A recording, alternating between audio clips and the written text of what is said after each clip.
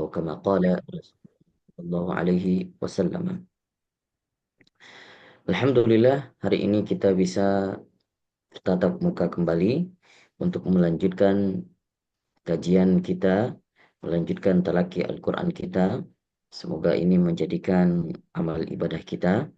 Semoga ini menjadikan amal jariah kita. Alhamdulillah, hari ini kita sudah sampai di penghujung pembahasan mad far'i. Yang kita bahas adalah terkait dengan sukun mad far'i karena sebab sukun dan sukunnya karena sebab arid. Kemarin kita sudah menjelaskan bahwasannya mad far'i itu disebabkan jadi mad far'i karena dua sebab. Pertama hamzah, kedua sukun. Hamzah kita sudah selesaikan menjadi sebab hamzah karena tiga faktor mutasil, munfasil, dan badal. Dan sukun karena dua sebab. Jadinya sukun asli dan juga sukun arid. Hari ini khusus kita bahas terkait dengan sukun arid. Sukun ini ada yang sukunnya asli, memang sukun yang berasal dari huruf-huruf yang disukunkan di dalam Al-Quran. Berasal dari kalimat-kalimat yang hurufnya memang sukun sesuai dengan kalimat secara bahasa dan juga secara bacaan. Adapun arid, sukun yang datang kemudian, artinya lawan daripada asli atau sukun yang dibuat. Sukun yang dibuat atau sukun yang KW ya, bisa dikatakan sukun palsu. Kenapa? Pada dasarnya bukan sukun. Kalau kita melihat mad arid li sukun, kenapa? Sebab kita membaca mad arid li sukun itu kita bacakan disukunkan. Karena ada sebabnya. Sebabnya adalah waqaf. Jadi karena sebab waqaf, maka terjadilah sukun. Kalau tidak ada waqaf, maka tidak ada sukun di sana. Seperti kalimat Bismillahirrahmanirrahim. Ar-Rahim. Ya, padahal tulisannya Ar-Rahimi. Ar-Rahimi. Bismillahirrahmanirrahim. Tetapi karena kita sukunkan, maka huruf mim yang terakhir menjadi, karena kita wakaf, maka huruf mim yang terakhir menjadi sukun. Maka sukun di sana karena sebab wakaf. Seandainya kita wasal, maka dia tetap dibaca harokat terakhirnya.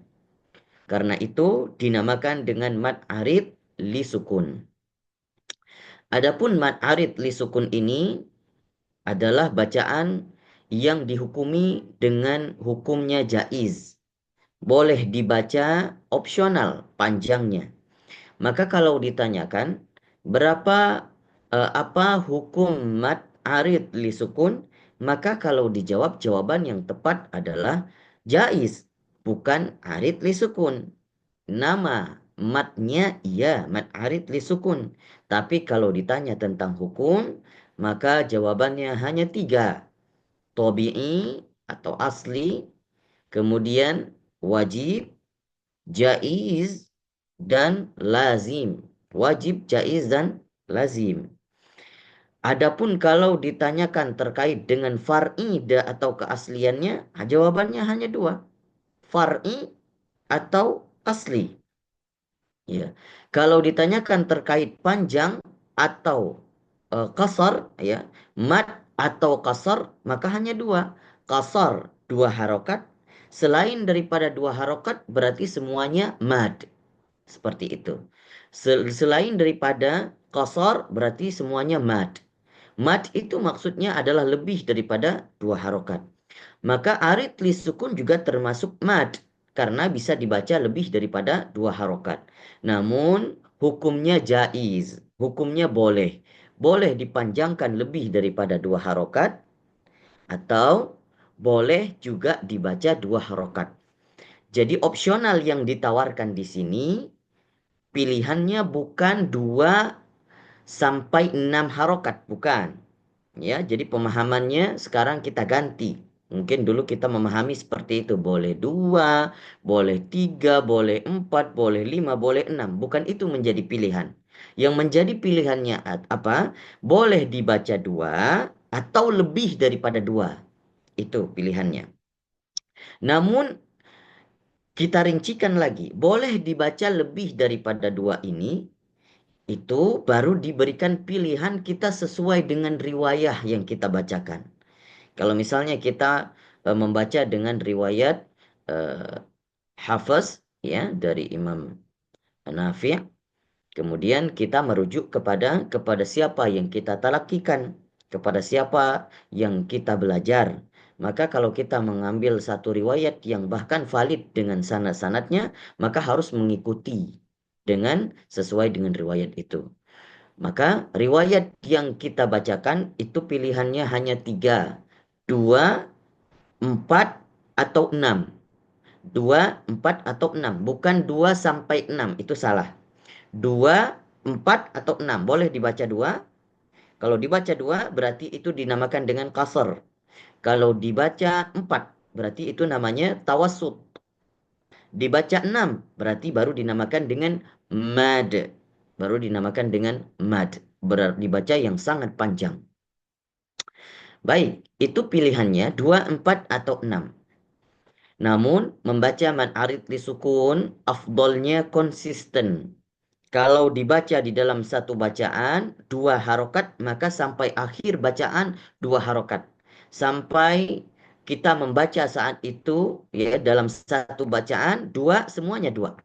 Kalau 4, semuanya 4. Kalau 6, semuanya 6. Itu afdolnya seperti itu. Adapun biasanya ketika kita kesalahan dalam membaca surah Al-Fatihah nih biasanya ya. Kalau di awal-awal membaca Bismillahirrahmanirrahim, 2. Alhamdulillahi Rabbil Alamin, 2. Sampai di terakhir ghairil maghdubi alaihim waladdallin. Nah, itu salah. Kalau terakhir pun harusnya memilih 2. Ya, kalau 2, terakhir juga 2. Maka kalau kita lihat, kita mendengarkan Al-Fatihahnya imam-imam Haramain, itu konsisten sekali kalau kita jeli mendengarnya. Kalau awal 2, 2. Sampai akhir waladdallin, 2 juga. Kalau ada yang panjang-panjang, maka dari awal sampai akhir panjang. Bismillahirrahmanirrahim. Alhamdulillahi Rabbil Alamin. Ar-Rahmanirrahim. Itu 4, dipilih 4 sampai akhir juga 4. Gitu. Mad arid li sukun, kita melihat contohnya.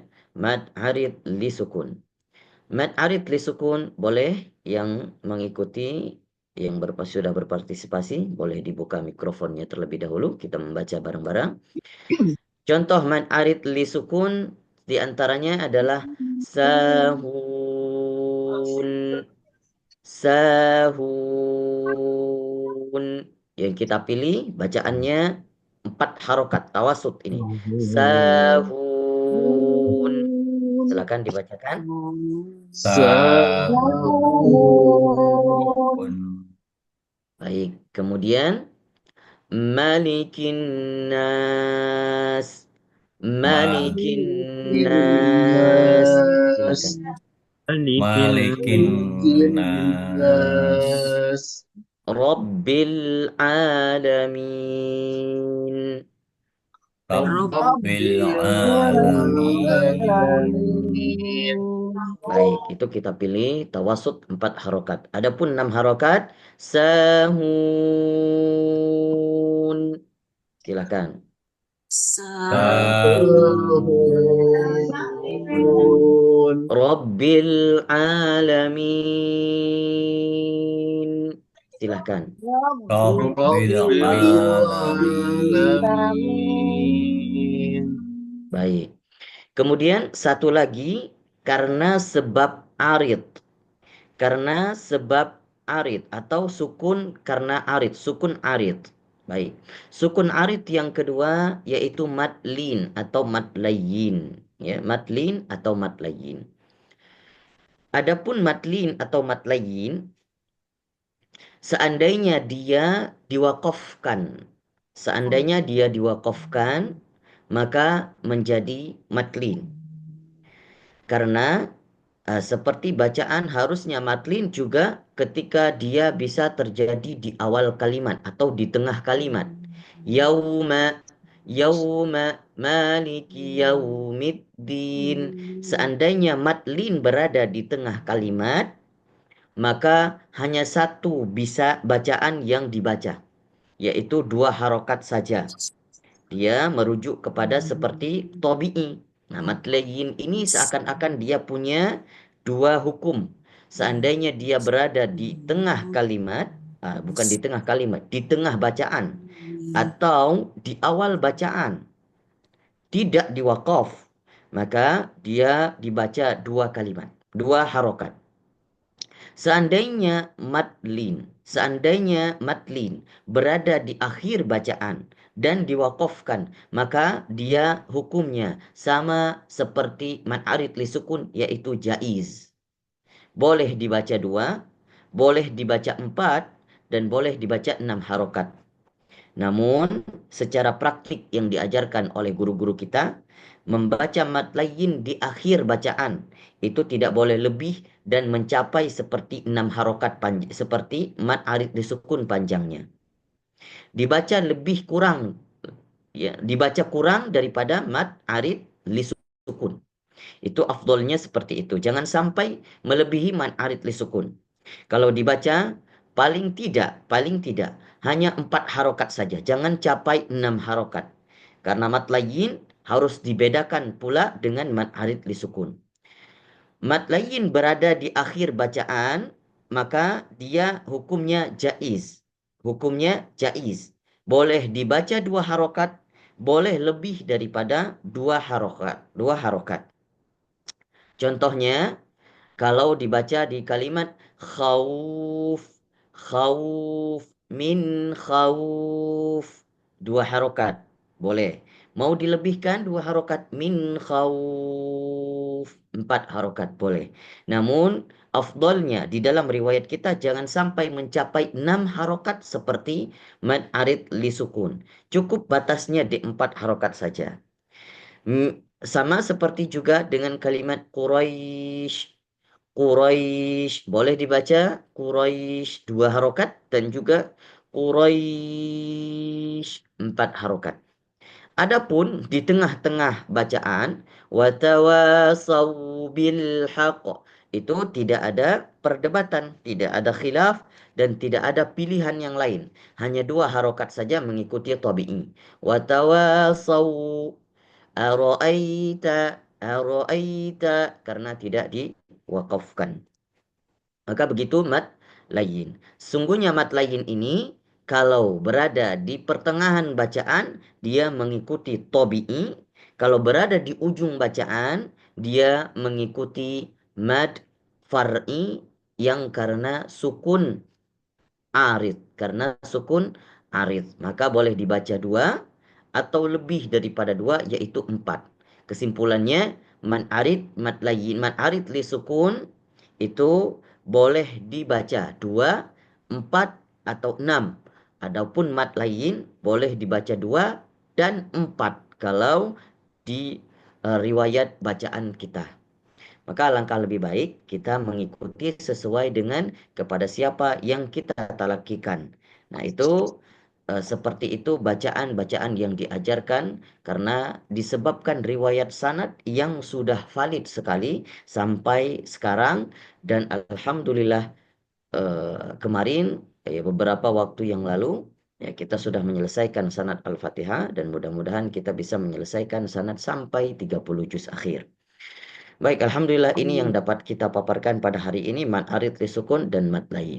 Kalau ada yang ingin didiskusikan, silakan, boleh ditanyakan.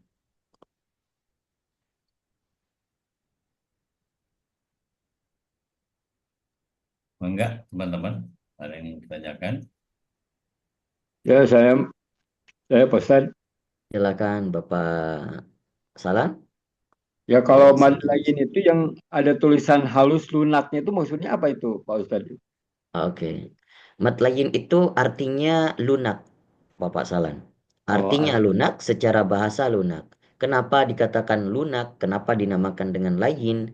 Karena ketika membaca matlin atau matlayin, boleh disebutkan diistilahkan matlin, boleh diistilahkan matlayin. Kenapa? Karena pada dasarnya ketika huruf harokat fathah, baik kita baik dulu. Ketika harokat fathah bertemu dengan waw atau bertemu dengan ya. Pilihannya menjadi mad lain hanya dua. Harokat fathah bertemu dengan waw atau bertemu dengan ya. Kita lihat di sini ada waw, ada Ya, ya. Ya. ya. Maka kalau seandainya fathah bertemu dengan waw, au, au, atau ai, secara sifat membacanya dengan lunak. Apa artinya lunak? Gampang, ya, artinya tidak berat, ya. Ringan bacaannya, lunak, ya. Au, ai. Maka yang dikatakan huruf waw dan ya ini juga huruf yang paling gampang dibacakan. Begitu. Maka dinamakan dengan mad lain atau madlin. Mad yang dibaca secara lunak. Begitu. Bukan tebal tipis, bukan ya? Bukan, bukan Bukan. tebal tipis, bukan. Bukan tebal. Kalau Tidak tebal ada. tipis tergantung hurufnya ya. Iya, benar sekali Pak Salan. Jadi Ya, seandainya, karena kenapa? Huruf waw dan ya itu kedua-duanya sebenarnya dua-duanya huruf tipis. Sifatnya dua-duanya huruf tipis. ya, Adapun tebal tipis membedakan dengan huruf yang sebelumnya. Misalnya huruf sebelumnya huruf kho, itu huruf tebal ya, seperti ya. khaufin. Kho tebal. Bertemu dengan waw huruf tipis.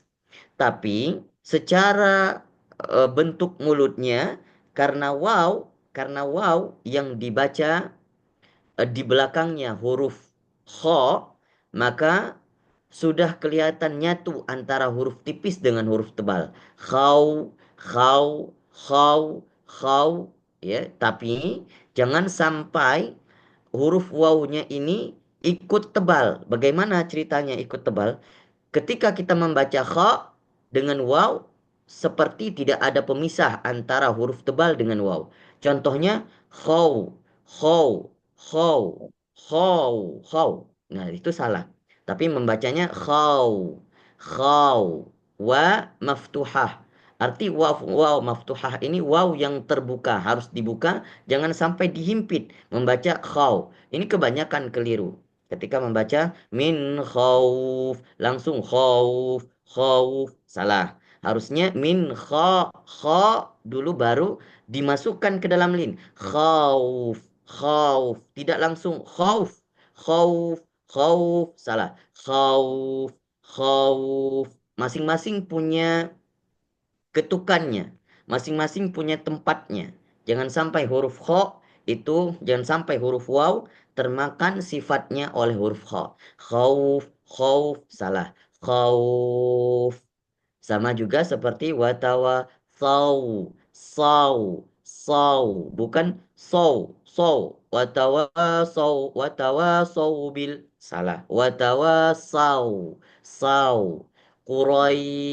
Quraisy. Mungkin kalau fathah bertemu dengan ya, itu mudah dibedakan antara tebal dan tipis. Ro tebal, ya tipis. Quraisy. Kelihatan langsung mana tebal, mana tipis. Tapi kalau kho bertemu dengan waw atau huruf tebal bertemu dengan waw, itu agak sulit untuk dibedakan. Namun secara bacaan sebenarnya lunak. Secara bacaan sebenarnya lunak, maka dinamakan dengan mad layin. Seperti itu, Pak Salam. Ya, makasih Pak Ustadz. Maaf Tat, tanya Tat. Jadi Barakallah. kalau sebentar, kalau Quraisy itu enggak benar Quraisy atau Quraisy gitu bacanya. Ya, sama ya betul. Betul yang kedua Pak Nugroho. Oh, Quraisy, jadi bukan Quraisy, bukan langsung Quraisy. Quraisy, Qurai itu Oh, salah bahkan. Kita berikan seakan-akan ro itu punya satu ketukan yang oh dibacakan jadi hitungannya dua ya, Quraisy. satu setengah ya jadinya, Royce gitu ya. Gimana? Jadi Gimana? kalau ro sama ya-nya tadi, ro itu di Ya. satu-satu ya dihitungnya, satu-satu tetap. Ap- Satu-satu dihitung. Makanya Oh, tetap dikatakan satu-satu. kalau di tengah kalimat dia seperti dua harokat. Bacanya dua harokat dihitung apa? Satu-satu. Jadi tidak langsung di misalnya yau, yau, yau, Oh, yau begitu. Jadi bukan yau, bukan itu yang dihitung. Yau tidak salah, tapi yau, yau. Ada ya dengan waw. Yau. Maka itu yang dihitung dengan matlin. Yang dikatakan matlin seperti itu. Bukan dibaca yau, itu yang dipanjangkan dua, salah. Yau, bukan. Kalau di kalau di Bukan. belakang gimana Tad? Kalau yang terakhir, kalau misalkan kayak min khauf itu, itu uh, u-nya kayak tetap dua harokat atau gimana hitungannya Tad? Lebih daripada misalnya seperti di belakang, seperti satu ketukan, ya Ya, satu ketukan, maka yang lebihnya yang dipanjangkan, kita mau panjangkan 4 harokat misalnya ya, karena di iya. akhir, maka selebihnya baru matnya yang dipanjangkan. Yang mana matnya? Ya, ya-nya yang dipanjangkan. Yang keduanya ya. Oke. Yang keduanya ya. Quraish. Jadi Maka ya-nya, matnya yang dipanjangkan. formatnya. Oke, baik, Kalau baik. satu harokat, ya seharusnya satu ketukan, tapi karena kita mau panjangkan 4 harokat, maka ketukan yang dipanjangkan adalah yang berasal dari huruf mat, bukan roknya. Hmm. Quraish. Nah, Nah, itu salah ya. Bukan. Quraish. Gitu. Artinya mengapa? Huruf yang dibacakan setiap satu bacaan ya, atau setengah ketukan itu punya haknya masing-masing. Punya haknya masing-masing. hmm. Makanya jangan sampai sama sekali dia tidak punya tempat atau tidak punya ketukan sama sekali, itu salah. Seperti kadang kita terlalu luput dengan membaca seperti di mat lain ini, langsung dimasukkan ke dalam huruf kedua, Quraisy. Nah, Hmm. itu bahkan tidak ada tempat di huruf yang pertama. Tidak, seharusnya dia punya satu ketukan. Oh. Quraisy, Quraisy, Jadi Quraisy, Ara'aita, Ara'aita, Aita, bukan Aita, Ara'aita. Itu salah. Ara'aita. kayak ihdina a'udzubillahi minasyai. Jadi syaiton gitu ya tadi ya. Betul. Makanya yang saya koreksikan di syaitan itu biasanya. Hmm. Syaito, bukan Hmm. syaito. Itu salah. Syaito. A'udzu billahi minasyaito. Seperti itu. Itu kalau kita melihat juri-juri MTQ yang dinilai, kalau kita dengar nih, sebenarnya semuanya indah yang dibacakan. Mengapa ada salah? Mengapa ada perbedaan juara satu, juara dua, juara tiga? Di mananya yang salah? Karena kita tidak tahu asbabnya. Ternyata mereka teliti sekali terkait dengan hal-hal lain atau terkait dengan ketukan-ketukannya. Maka kalau tidak sesuai dengan kaidahnya, disitulah yang menyebabkan kekurangan nilai mereka. Secara suaranya luar biasa. Yang A lebih bagus daripada yang B. Ternyata yang B yang mendapatkan yang unggul. Kenapa? Karena dari segi makhraj, segi ketukannya pas semuanya. Gitu. Itu yang bedakan. Kalau kita dengar di apa namanya di haflah-haflah Al-Qur'an itu sebenarnya semua bacaannya bagus-bagus. Kalau kita lebih mengerti, maka kita baru mengerti nih. Oh, ternyata disinilah yang membedakan bacaan orang satu dengan lainnya. Antara menempatkan di mana tempat hak-hak si huruf ini. Saya kira begitu. Baik, ada lagi? Pak Ustadz. Silakan Pak Ibkar. Assalamualaikum. Waalaikumsalam Itu gini warahmatullahi Pak Ustadz, wabarakatuh. kadang-kadang eh, lagu lagu itu kadang-kadang mengalahkan tajwid itu bagaimana komentarnya Pak Ustadz? Kayak Rose kan panjang akhirnya itu sehingga ada yang tidak konsisten gitu. Eh, Sebentar Pak Ibkar, ini suaranya kurang jelas. Kurang Boleh jelas ya. diulangi sekali Iya, lagi? iya. Iya, terkadang sering saya temui itu Kori itu karena mengikuti kaidah lagu sehingga seperti Mad Lion itu dilanggar gitu aturannya seperti itu Pak Ustadz. Iya, benar. Banyak bacaan-bacaan di haflah-haflah itu kadang di luar daripada kaidah ya. Adapun seperti man arid li sukun, padahal kita sudah membahas tadi. Terakhirnya yang paling panjang 6 harokat. Namun sebenarnya ada pendapat yang mengatakan mad arid li sukun itu 12 misalnya ya. Kalau kita dengarkan di haflah Al-Quran, kemudian di musabaqah, itu bacaannya udah lebih daripada 12. Udah bacaannya udah lebih daripada 6. Bisa jadi sudah 7, 8, 9 atau 10 kutukan eh, karena mengikuti daripada nagom yang dibacakan ya. Bahkan makanya ada sebagian ulama yang sebenarnya tidak sepakat dengan adanya musabakoh-musabakoh yang diadakan seperti kita di Indonesia.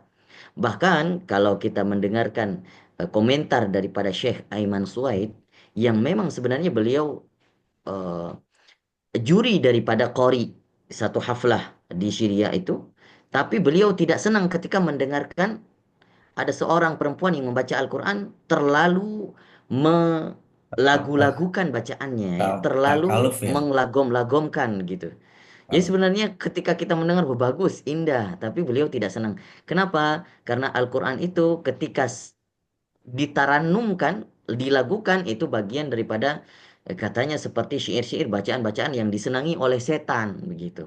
Akhirnya beliau pendapat komentar ketika yang dibacakan oleh orang-orang di Indonesia kita tuh kadang merasa tidak senang. Karena kenapa? Terlalu dilagu-lagukan gitu.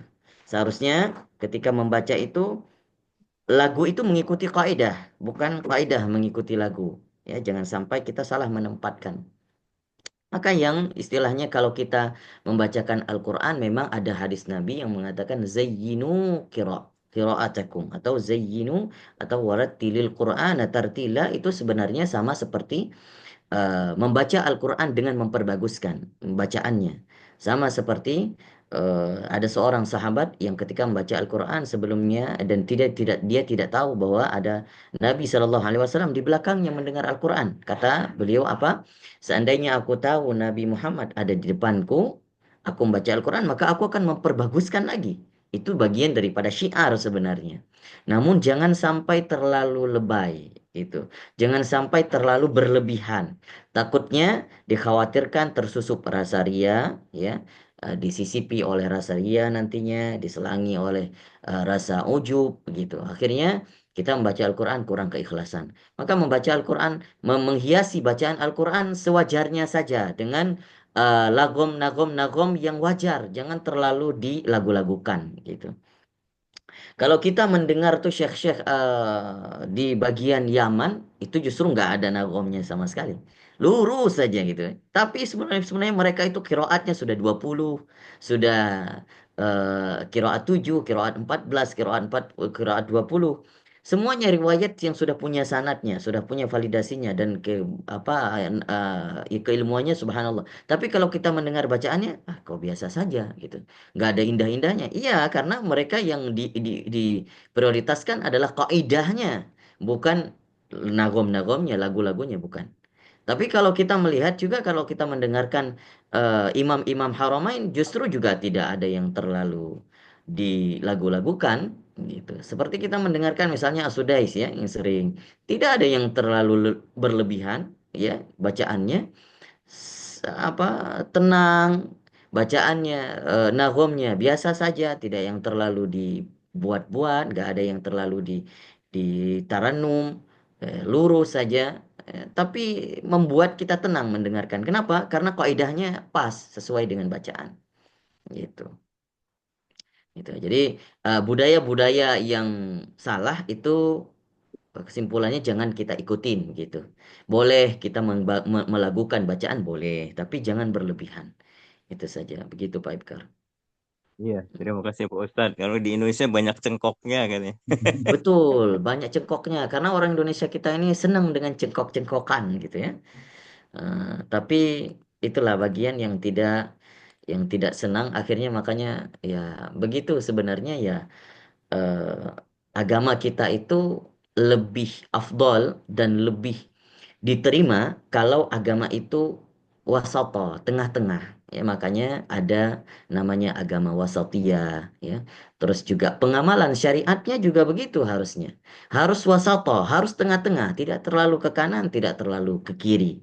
Tidak terlalu ekstrim dan juga tidak terlalu Oh, enggak. terlalu lunak, Enggak. juga enggak begitu. Jadi di tengah-tengah itu yang harusnya orang bijak dalam mengamalkan syariah dan juga dalam beragama. Begitu juga dalam baca Al-Quran, tidak terlalu berlebihan dan juga tidak terlalu disepelekan.